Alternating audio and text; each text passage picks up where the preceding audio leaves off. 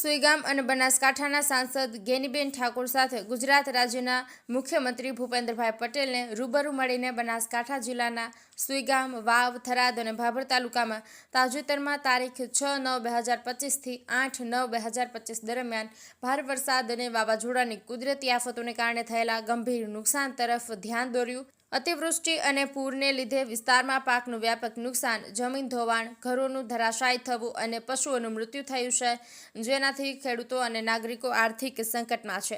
પશુઓનું મૃત્યુ અને નુકસાનથી પશુપાલકોને તકલીફ પડી છે, સાથે પોસ્ટમોર્ટમની શરતને કારણે વળતરમાં વિલંબ થાય છે, જેનાથી રોગચાળો ફેલાવાનો ભય છે અને મુખ્યમંત્રી સમક્ષ નીચે મુજબની માંગણીઓ મૂકવામાં આવી છે, જેમાં પાક નુકસાન, જમીન ધોવાણ, ઘર ધરાશાયી અને પશુ નુકસાનનું તાત્કાલિક સર્વેક્ષણ કરી પીડિતોને નાણાકીય વળતર આપવું, ખેડૂતોને તાત્કાલિક ધોરણે અઠવાડિયાની કેશ ડૂલની સહાય આપવી, બેઘર પરિવારો માટે રહેવાની વ્યવસ્થા અને પુનર્વસન યોજનાઓ અમલમાં મૂકવી, રોગચાળાની શક્યતા ટાળવા પશુઓના નિકાલ માટે તાત્કાલિક પગલાં લેવા અને પશુ માટે ઘાસચારાની વ્યવસ્થા કરવામાં આવે।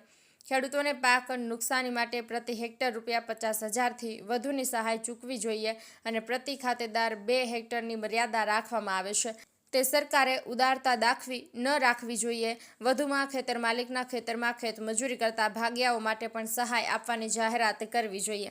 આ ત્વરિત પગલાંમાંથી ખેડૂતો અને નાગરિકોને રાહત મળશે અને તેઓ જીવન ફરી શરૂ કરી શકશે। મુખ્યમંત્રીએ સકારાત્મક પ્રતિસાદ અને ઝડપી કાર્યવાહીની ખાતરી આપી છે।